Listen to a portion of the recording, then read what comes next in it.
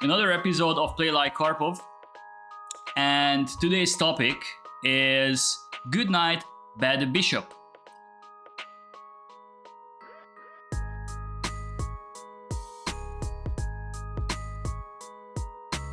This is going to be an endgame, but like very complex endgame. First of all, obviously I'm not gonna ask who is better, because if someone can be better, it's only white. But what do you think? Is this a real advantage, or it's just a dead draw?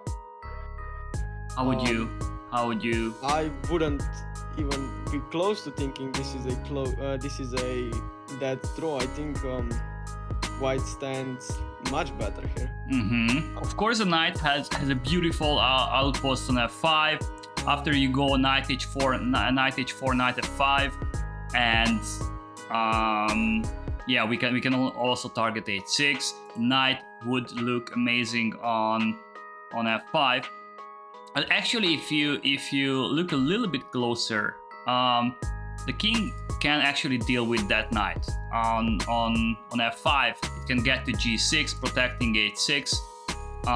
Everything comes down to the open files. Most likely there will be some trades, in the open files, because the rooks will come to the E and D files. Would you trade both of the rooks, or you would keep one pair of rooks on the board? Definitely, just having this advantage of knight against bishop, probably it's not enough to win. So yeah, I think in order to have winning chances, you need to have at least one pair of rooks on the board. So probably trading one pair is beneficial to me, but both rooks, I think we need rooks on the board in order to win. I think playing rook d1, rook a d1, of course, I think so. Just so I support the d4 square a little bit more. I don't see the big difference. Otherwise, I don't. In case of rook d8, let's say. Probably knight d4. Although knight d4, bishop e5. But we are running into bishop e5. Yeah, this is bad. Yeah. Karpov started with rook fe1, because if you play rook fe1, I'm not so sure because now we definitely have to evaluate this endgame. You play rook fe1 first. Of course, rook e7 cannot be allowed. So rook fe8 probably only move. And now we played rook a d1. And now Kramnik chose to take on e1. In case of rook a d8, because if he goes rook a d8 now, we just takes, and rook d7. Rook takes e1, rook d8. I think we need to make luft for the king, so I would probably play g4 here. G4, but G4 isn't it running into rook G8 again? I would be very, very careful about moving G4. I don't think we need that. We need that at all. So G4 is probably not the move you want to make here. You were absolutely right about making a luft, but G4 is probably not the way to do that. Yeah, I also don't really like the move G3.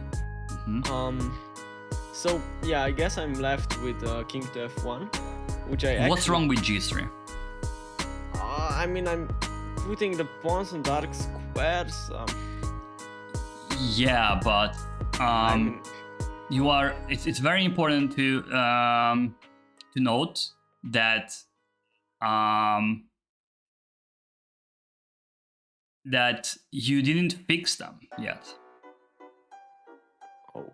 So there is a huge difference between placing your pawns on a square of the enemy bishop, or fixing your pawns on the square of your enemy bishop. There is a huge difference. So that G3 move, that can easily change. So this is why G3 was played. G3 was played. He wants king G2, and this is the way we can improve the position. So rook D7, he had to stop rook E7. And now what? Which piece would you improve, if you could? Probably my knight. But what's the problem once you move the knight anywhere? Yeah, bishop e5, I think. Bishop what? Bishop e5? Bishop e5, yeah. I mean, for example, knight h4, bishop e5, I'm not really... Oh, also rook d2 is the problem. Yeah, rook d2. So, rook d2 is the main problem. Rook d2 is the main problem. As I, yeah, so probably we play rook to e2 now. Yes, exactly. This is what happened. So... Yeah. Yeah, it's very logical when you think like that. Yeah, exactly. Now Kramnik made the first mistake, and he played king g7. The king g7. Surprisingly, this was a mistake. According to engine, f5 should have been played, and you know, preparing for knight h4 and trying to get rid of, you know, that f pawn. But he started with king g7. This was a wrong move order because now knight h4, and now the king cannot get closer to the center. He cannot stabilize. Now he doesn't have access to f5. At knight h4, I mean knight f5 must be stopped. That's why Kramnik played rook d5. Of course. This move had downside as well, because now he is not controlling over the 7th rank. So this is why Karpov played rook e7. But of course, Kramnik had an answer. He played rook c5. This is how he tried to, you know, this is how he tried to deal with rook on e7, and maybe he can just make it go like king f8, king e8. Of course, we are not going to make this trade. This is the only trade we will never do. So we will never. Basically, we can make 2 trades: rooks and knights. Rooks. Okay, that one is so much better to trade the rooks, but the knight for the bishop we will never trade, because I mean, from now on, this is an easily holdable endgame for black. Now Karpov made an interesting move. He played rook d7. He is preparing for king f8. Of course, rook c2 is not a big deal because he can just play knight f5. So rook c2 is never really the case until we have access to knight f5. Kramnik played b5. Logical move. How would you play now? Actually, this rook d7 move was also a prophylactic move, and you will understand why. I think I still wanna improve my knight, so I think now is the time I can play finally pawn to g4. I mean, of course, with the idea of knight to f5. How about h5? Probably still go knight h5 and maybe just solidify with king g6. Maybe I can play h3. H3, but as always, I'm super happy with if I can get some trades. Maybe king g5 I can play. Now he finally found some targets. So g4 is not the way to fight for f5 square. Somehow we have to deflect the rook from c5. Yeah, so probably we can play b4 maybe? Yes, exactly. This is what happened in the game. b4, and not even mentioning that once the rook gets to c2, we actually moved one potential, you know, pawn from the second rank. So we only have to deal with one. Rook c2, of course. I don't think we need to do anything with the a2 pawn. So probably knight f5. King g6. So probably we'll play knight d4 now. Knight or knight e3. Knight e3, yes, exactly. Knight e4 is a very unstable square for the knight. And as you mentioned, he has rook d2. So this is why we have to play knight e3. We temporarily move the knight from f5 just to, you know, make the rook go away from the second rank. Because for this rook, the only active, you know, square is c2. From now on, of course, he has to keep his rook on the c file, otherwise he's losing c7. So he played rook c1, check, king g2, and bishop e5. How you play now? First, we always check what the opponent is threatening with. He just freed his bishop. Now his rook is also free. That means. Yeah, so maybe rook a1. Yes, rook a1. And the last thing we want to do is defending passively that a2 pawn.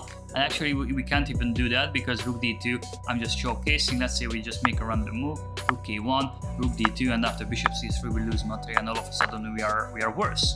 So how can we deal with those queenside pawns in the same time we are making an active move? I don't want to play a move like rook a7 because he has bishop d4 and I don't see other active ideas. So maybe exactly this is what happened, but Kramnik missed to play bishop d4. Kramnik didn't wanna lose material, and this was the wrong mindset.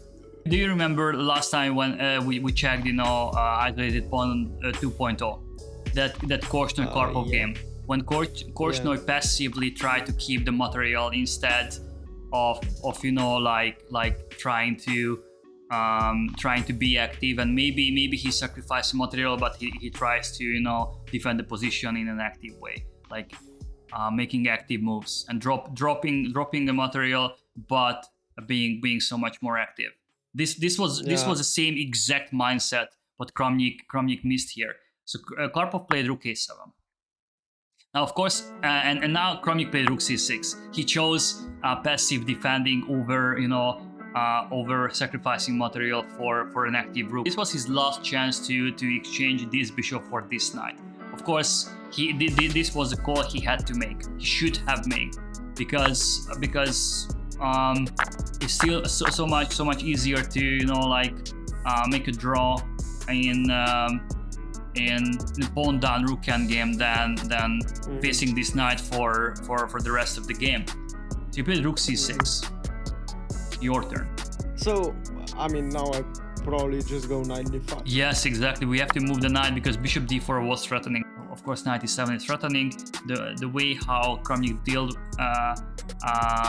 with that, it was bishop d6. King g7 was also possible, but still maybe knight e7 is annoying. So Kramnik had to take this square away from the knight. Bishop d6 before he tried to find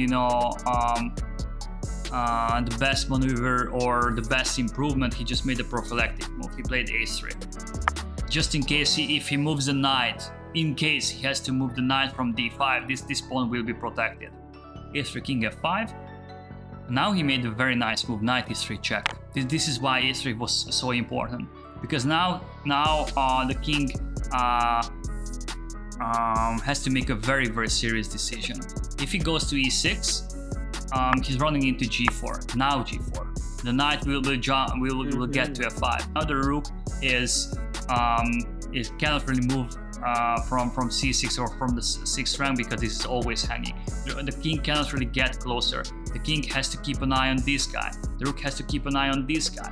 And knight f5 is coming. This is a huge threat. So this is why Kramnik went back to g6, because even this is coming. There are no threats on the 7th rank, and he's protecting h6. Not even mentioning he will get access to h5. And now the time has come.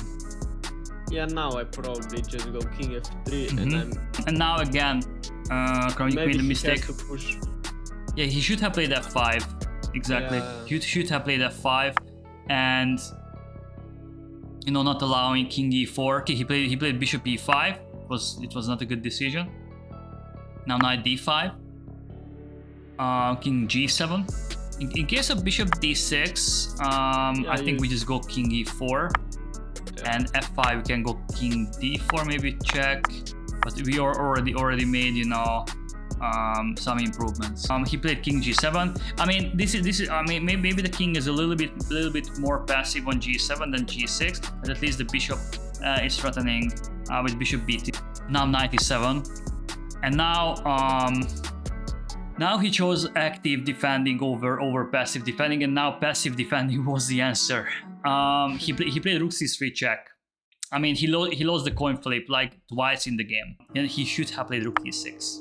Rook e6 was the right way. Knight f5, king g6, g4. Bishop takes h2, only move basically. Rook a8, h5, rook g7. I'm pretty sure this was a line he was calculating. Rook, king a7, rook g7 check, rook h8 takes, a g4, king g4, rook e2. And now it seems like we are so close, you know, to just, you know, build or get some mating net, but we will never get there, unfortunately. Can't blame Kramnik. I mean, mis-evaluating this line because it was just looking scary. Allowing the knight on f5 and running into these type of things, and this can be very scary. So of course, engines have no emotions, so they can easily, you know, calculate this. But human being is probably not starting calculating this. So he played rook c3. I can't blame him. And now Karpov found the right square for the king. He played king g4. Simply the king is safer on g4 than on e4. In case of king e4, rook takes a3, knight f5, king g6, rook a8, and now black has rook a2. While in the meantime, the king is so much safer, as I said, because there are no rook e2 checks. There are no rook b2, rook takes b4 in case we push f4. Rook takes a3. Now, how would you play? No need for complication. Probably we can play king h5. Yeah. Firstly, instead of rook a8. Instead of rook a8, king h5. Here. Rook f3. Oh, but then rook f3. Yeah. This is why he played f4. Bishop c3. And now he played king h5. And this is why I said, I mean, the king had nothing to do on e4. Of course, the king has to go towards the pawns. We might lose, you know, both of our pawns on the king side, but we will probably win these two guys. And also, our king is going to be so much more active. So this will be the difference between the two sides. But of course, it's going to be a race. So bishop takes b4. Now we are 2 pawns down. Knight f5 check. But of course, these two guys are extremely weak. And they will fall for sure. King g8. And now he repeated 1 moves. It didn't really matter. And now he took on h6. Just in case, you know, like it's like it's psychological. Sometimes I also do this. It's just, you know, like showing your opponent that you can make a draw anytime and you're just playing on. It's just a demonstration that you could make a draw, but you chose to play on. It's just, you know, it's nothing extra. It's just psychological warfare. Rook takes f7, king e8, and now king g6. Of course, we about to push the pawn, and once we place the knight back to h5, pushing the pawn, this is protected and no one can stop us. The bishop cannot use the diagonal for, you know, defending h8 because he has f6 pawn, and of course we can easily deal with these guys, bringing back the rook to b7. But you know, the huge difference is this king is super passive. So the king cannot support, you know, the pawns. In the meantime, our king is just supporting our pass pawn. Bishop c3, knight f5, b4. How would you play now? Yeah, I think I can just go h4. H4 is also winning, probably, but it's a little bit scary. It might be winning, but it's a little bit scary, you know, allowing this. The reason why Karpov chose rook b7, he didn't want to allow this. He didn't want to calculate if it's going to be winning or not. This is why he played rook b7. It's so much easier because in case of b3, you have check and knight c5. Probably, yeah. He has rook a4. I mean, knight d6, king d8. Knight c4. He has rook a4. No, it's king f7. And he wants to build this mate. You know, he wants to get this mate. So now the rook has to move from a3 just to have this check after king e6. But if the rook moves from a3, he's losing b3. His only hope. And now we can just go back and we can do the same. But he no longer has this active pawn, and you know, like a scary pawn. Kramnik played rook a2, h4, and look how different is, you know, these two pawns, because of the active knight, because of the active king, and this king is basically not doing anything. Even if he guesses c8, we always have this check, so he can't really deflect the rook from b7, and this is really fast, and we can always, you know, block the file from the rook in case he goes to h2. Kramnik played a5, h5, a4, h6, rook h2, h7, king d8, knight h4, f5, just took on b4, rook h3, rook takes a4, rook g3, king takes f5.